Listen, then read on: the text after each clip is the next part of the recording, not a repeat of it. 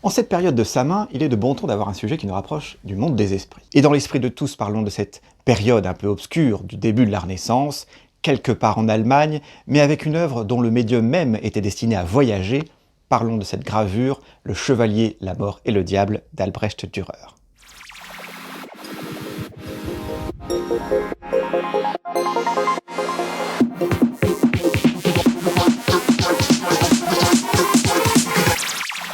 Le Chevalier, la mort et le diable est donc une gravure réalisée en 1513 par le grand artiste allemand Albrecht Dürer. C'est une gravure au burin sur cuivre qui mesure en général un peu plus de 24 par 18 cm selon les tirages originaux, ce à quoi correspond l'exemplaire des différents cabinets d'estampes, du Louvre, du Petit Palais, de Strasbourg, mais également du Rijksmuseum, du Musée d'art de Karlsruhe, de la National Gallery de Washington et d'autres. La gravure est monogrammée en bas à gauche, AD pour Albrecht Dürer, et sur la tablette du monogramme on trouve également la date S 1513. Alors sur cette mystérieuse image, que voit-on? Un chevalier en armure, casqué, armé d'une épée et d'une lance, sur un fier destrier, suivi par un chien. Il avance droit dans un défilé rocheux, froid, aux arbres morts, aux racines apparentes, où seules quelques herbes folles poussent. Ici, un lézard fuit la Seine. Au loin, un village, un bourg fortifié, et autour de ce chevalier, deux étranges créatures. L'un couronné, squelettique, paré de serpents, sur un mulet fatigué, le regard tourné vers un crâne. Cette figure tient un sablier et fixe le chevalier. L'autre à l'arrière, tête de cochon sauvage, les yeux exorbités, aux longues oreilles, aux trois cornes, une aile repliée sur l'épaule, des pieds en sabot, une queue de bête, tient une fourche et tend une griffe inquiétante vers notre chevalier. C'est une image effrayante qui pousse notre réflexion, car c'est une image très intellectualisée qui a été énormément interprétée. Alors, je ne me risquerai pas à relayer toutes ces informations, d'une part parce que ce serait trop long, et d'autre part parce que Dürer lui-même n'a pas laissé de telles clés de compréhension de son œuvre, et ce sont des interprétations qui ont été élaborées au 19e, 20e siècle. Restons sur des faits, des croisements historiques et biographiques, et tout se passera bien. Donc cette image, avant d'être pensée, doit être analysée, parce que Dürer, c'est un graveur exceptionnel. Et s'il n'y en a qu'à retenir de toute la Renaissance, c'est bien lui. Quand il réalise cette gravure, il a 42 ans, donc c'est un maître avéré, très cultivé, et c'est ce que l'on voit. Dürer fait le choix du cadrage serré autour du chevalier, mais il arrive quand même à intégrer tous ces détails, mais en même temps on a cette perspective sur le bourg au loin qui nous indique que c'est là où le chevalier se rend. Il y a une succession de plans très bien maîtrisés, de proportions des figures, alors même si la mort semble un peu écrasée entre le flanc du rocher et le personnage du chevalier, c'est plutôt très bien construit. On repère aussi quelques lignes principales de composition qui créent un équilibre, la diagonale de la lance qui croise la diagonale des rochers de l'autre côté, et puis l'horizontalité du cheval avec la verticalité du cavalier. Donc croix sur croix, amen. En tout cas, ça va sûrement souligner l'idée principale de l'image que l'on verra ensuite. Et un autre point de maîtrise de Dürer, c'est la lumière. C'est une lumière qui vient de la gauche, qui frappe, qui accroche chaque élément. Chaque partie du dessin a une part d'ombre et une part de lumière, même s'il s'agit seulement d'une partie de feuille laissée vierge pour le ciel ici, eh bien il y a un équilibre du clair et de l'obscur. Et je rappelle que c'est une gravure, bon, ça fait gris, mais à part du noir et du blanc, c'est tout. Et cette maîtrise de la lumière et du modelé, c'est-à-dire le muscle, les nerfs et la chair sous la peau, là sur le cheval essentiellement, mais aussi sur le visage du cavalier, ses rides, ce visage marqué. Donc cette maîtrise, c'est la maîtrise du dessin, mais avant tout la maîtrise de la technique de la gravure. La gravure au burin sur cuivre, rappelez-vous, c'est tout simple. Vous avez votre plaque de cuivre, vous dessinez avec une pointe sèche, vous reprenez au burin pour marquer les traits, on ébarbe pour enlever les lamelles de métal qui pourraient rester accrochées, on tourne la plaque pour faire des courbes, et puis on peut aussi croiser les tailles pour avoir des zones plus sombres. Donc ça demande un temps considérable, ça demande une minutie considérable, mais ce n'est pas du dessin, c'est vraiment de la taille. Ensuite, on passe la plaque à l'encre, on imprime sur du papier jusqu'à ce qu'il n'y ait plus d'encre, alors on recommence le processus d'ancrage. Du coup, vous avez aussi compris que l'artiste doit bien penser que ce qu'il dessine sera imprimé à l'envers. Donc nous, quand on étudie une gravure, eh bien, il faut également y penser puisque cela influe sur l'orientation des figures. Maîtrise du dessin, de la composition, maîtrise de la technique, mais aussi maîtrise des symboles. L'iconographie, c'est très important chez Dürer. On sait qu'il utilisait régulièrement un manuel d'iconographie, il en parlait aussi dans ses lettres, et cette iconographie est aussi très personnel. Iconographiquement, entre le symbole et la référence contextuelle, il y a beaucoup à dire. Et commençons par ce chevalier. Alors on a deux sources pour cette figure. En 1494-1495, Dürer fait son premier voyage en Italie, à Venise. À ce moment-là, c'est un jeune homme en apprentissage, et à Venise, il a pu admirer la statue équestre du Colleone d'Andrea del Verrocchio, installée 6 ans auparavant, donc c'est une œuvre moderne et contemporaine au passage d'Albrecht. Et on conserve aussi des études de Dürer, dont une esquisse de 1498, donc toujours 15 ans avant la gravure, avec la note « Telle était l'armure en usage en Allemagne ». Donc c'est un vrai témoignage. Et avec ça, eh bien, on sait exactement ce que Dürer a utilisé comme source. Donc une source actuelle. Cette queue de renard au bout de la lance indique qu'il s'agit d'un soldat de l'armée de l'empereur Maximilien Ier, donc l'empereur du Saint-Empire romain germanique de 1486 à 1519, et on ajoute que Dürer était peintre à la cour de Maximilien Ier en 1512. Et la gravure datant de 1513, eh bien, tout se recoupe et nous indique que nous sommes face à un chevalier allemand dans la posture d'une œuvre italienne.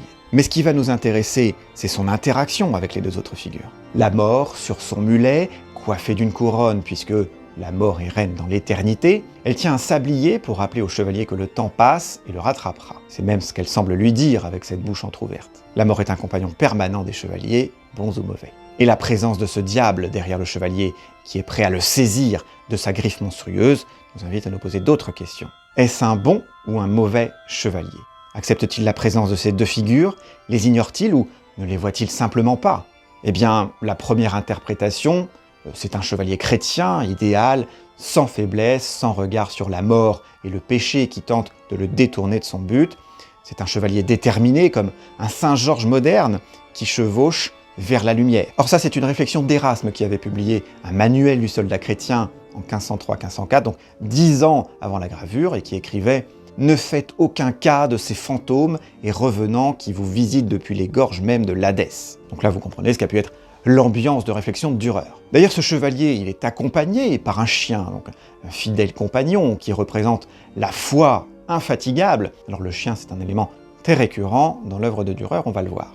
La seconde interprétation, c'est qu'il s'agit d'un mauvais chevalier. Un chevalier maléfique, bientôt dans la griffe du diable et qui nourrit la mort au risque de la rejoindre. Un chevalier brigand, car on en trouvait aussi de ces soldats démobilisés qui pillaient les villages, comme Franz von Sickingen, chevalier important dans la réforme protestante, célèbre, tout à fait contemporain de Dürer, qui a combattu pour Maximilien, mais qui a été banni pour avoir pris une certaine position politique et qui était à la une de l'actualité de cette année 1513, l'année de la gravure.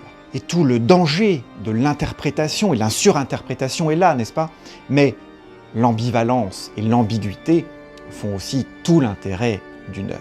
Mais dans les deux cas, on est aussi obligé d'interpréter cette gravure au regard de l'ensemble duquel elle appartient. Car cette œuvre fait partie des 3 Meisterstücke des années 1513-1514. Ce sont 3 gravures qui témoignent de l'apogée de l'artiste dans cet art, la gravure sur cuivre. Cet ensemble est d'une très grande complexité thématique. La complexité de sa pensée et donc de ses compositions est telle qu'il est impossible de voir totalement juste dans les interprétations. Et c'est là qu'il faut aussi garder à l'esprit au moins 3 choses. La première, c'est que Dürer s'inscrit dans le courant humaniste. Donc les sciences autant que la foi et l'astrologie qui étaient considérées comme une science, l'étude, la réflexion, les manières, la politique, la diplomatie, la culture, tout ça c'est très important, tout ce qui élève l'esprit, donc les analogies entre tout ça sont nombreuses. Et puis, dans un aspect plus privé, je l'ai déjà dit, au moment de ses gravures, Dürer a 42-43 ans, donc c'est un artiste accompli et dans la force de l'âge. Puis sa mère meurt en 1512, donc juste avant ses gravures, et ça a été une perte assez importante pour lui. Donc on ne peut pas envisager d'étudier ce chevalier seul d'une part, mais même en prenant en compte ces 2 autres gravures, sans considération pour toutes ces données. Donc l'actualité de sa vie privée, sa vie d'artiste, l'actualité de sa société, et également l'unité spirituelle entre les 3 œuvres. Le chevalier est suivi par Mélancolia I, donc sorte de portrait spirituel de l'artiste, et de Saint Jérôme dans son étude. Alors je ne vais pas tout analyser, j'ai pas le temps, mais chacune de ces 3 gravures représente un aspect de la vie. Si le chevalier représente la vie active et la foi, Saint Jérôme incarne la vie créatrice et intellectuelle, tandis que Mélancolia I représente la vie contemplative. Et philosophiquement, c'est un équilibre, la vie active, la vie intellectuelle, la vie contemplative, et c'est une pensée très courante au XVe et XVIe siècle. Et un petit détail, les chiens, dans les 3 gravures, qui évoquent aussi ces 3 états d'esprit. Et dites-vous bien qu'à cette époque-là, ce sont des œuvres extrêmement modernes qui consolident un peu plus la carrière internationale d'Albrecht Dürer. Donc Albrecht Dürer, qui est né en 1471 et qui meurt à Nuremberg, un centre de l'humanisme en Allemagne, meurt en 1528, dans une famille d'orfèvres et d'imprimeurs. L'Allemagne, c'est le grand pays de l'imprimerie, n'est-ce pas, avec Gutenberg au milieu du XVe siècle. Donc Dürer était plutôt destiné à ce métier d'orfèvre, mais il préfère le dessin. Si vous voulez, Albrecht Dürer, c'est un peu le Léonard de Vinci des pays du Nord à la Renaissance. D'ailleurs, ils se sont peut-être rencontrés en 1505, quand Dürer voyage pour la seconde fois en Italie. Il était allé à Florence. Bon, tous les fantasmes sont permis. Toujours est-il que, voilà, ils ont énormément de points communs, et même quand on compare certaines œuvres, il y a énormément de ressemblances. Mais bon, donc infondé et hors sujet. Donc Dürer fait du dessin, on en conserve plus de 1700 dessins, il fait de la peinture, de l'aquarelle, de la gravure qui se répand dans toute l'Europe. C'était Agnès, sa femme, qui gérait la boutique, le commerce sur les foires, tout ça. C'était un bon mariage, contrairement à certains témoignages, donc un mariage qui a profité de la carrière d'Albrecht Dürer.